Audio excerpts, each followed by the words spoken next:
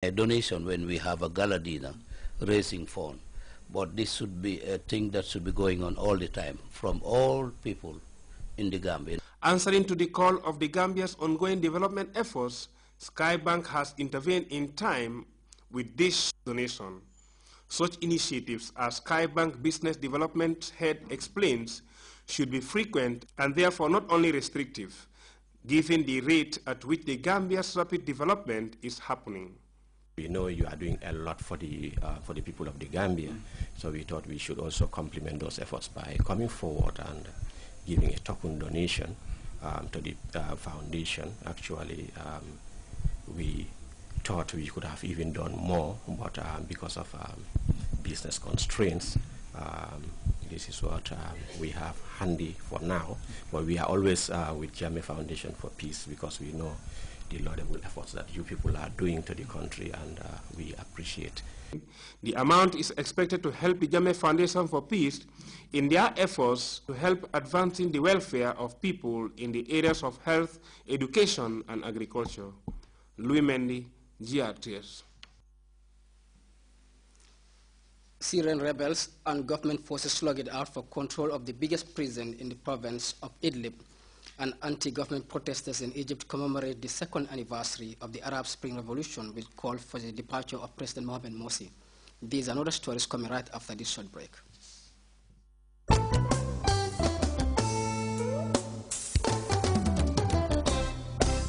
The NAWEC Staff Association, under the Chief Guest of Honor, His Excellency the President of the Republic of the Gambia, Sheikh Professor Alhaji Dr. Yaya AJJ Jammeh, is staging its third annual gala dinner and dance in association with the international superstar Assane Jai of Senegal, Jaliba Kouyaté and Abu and Fafa. This program is in support of His Excellency's drive to turn the Gambia into a city-state by providing all basic and essential services such as electricity and water to the Gambian population, irrespective of where they live. The gala dinner is slated for the 25th of January 2013 at the Senegambia Beach Hotel. Tables are as follows: Platinum $60,000, Diamond $50,000, Gold $40,000, and Silver $35,000. Each table comes with 10 gala dinner tickets and cash power raffle tickets. Individual tickets $1,500. January 25th, that is the dance at the Paradise Suites Hotel, Penchami Hall.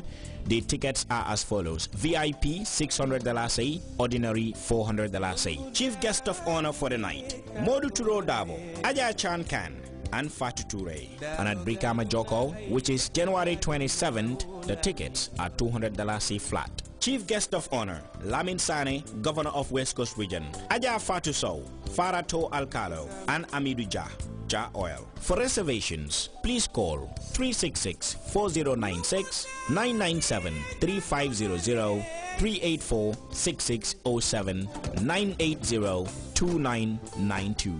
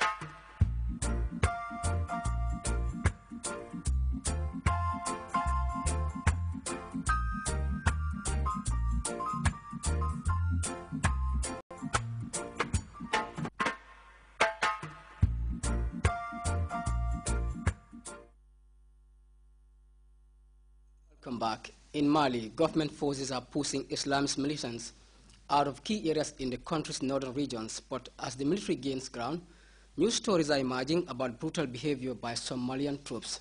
ITN's Leslie Morrison has more from the town of Savavri. The Malian army is on the lookout for jihadis running from French bombing. Soldiers in units fighting further north say the Islamist fighters are well armed, and many of them very young. In the gendarmerie in Severe, an officer brought out a 16-year-old he said had been captured near Duenza, a town the jihadis had occupied until last week. The boy said he'd just been looking for work. They gave us clothes and shoes. We stayed with them, cooking for them. After a few days, one team of Mujahideen went out to fight, but we stayed to cook for the others. He seemed bewildered. I never carried a weapon, he said, and my friend and I ran away when the fighting started. When the Mujahideen left to give food to their colleagues at the checkpoints, we realized that we had to leave. When we were walking, we came face to face with a patrol of the Malian army. They started asking us questions. When they realized that we stayed with the Mujahideens, they took us with them to the gendarmerie to find out more about us.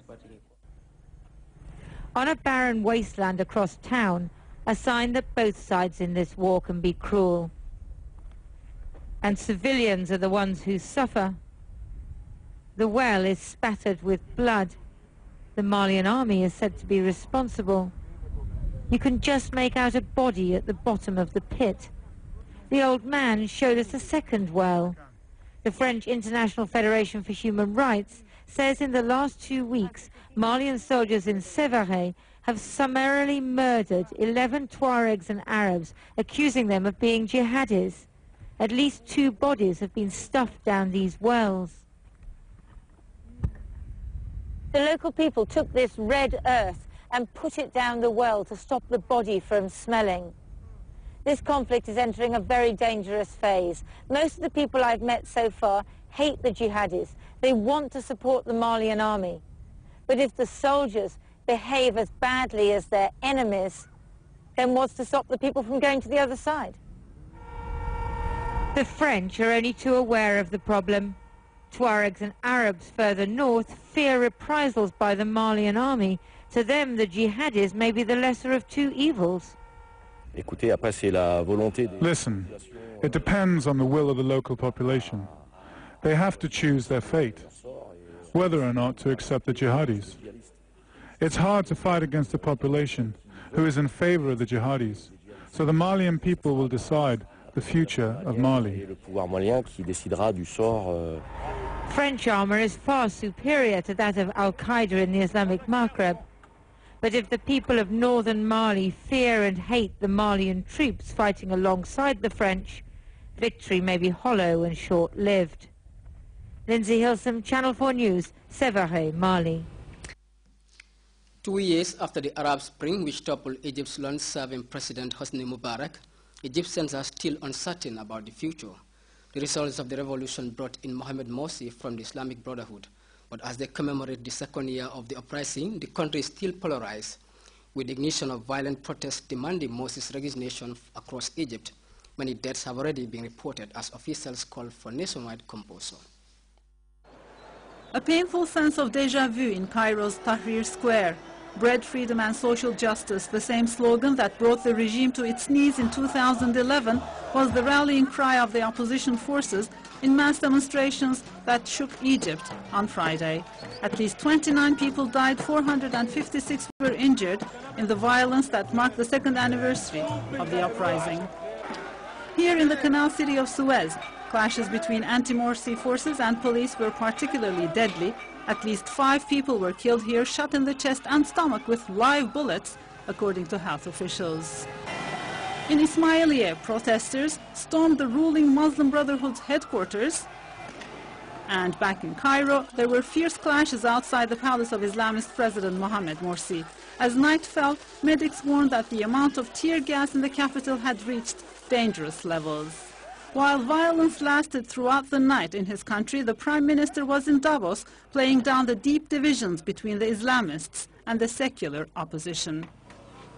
I want to tell those people in the Tahrir Square right now, after you air out your voice and your statements, please go back to work hard for yourself, for your people, for your family, because that's the only way to achieve the aspiration of the Egyptian revolution.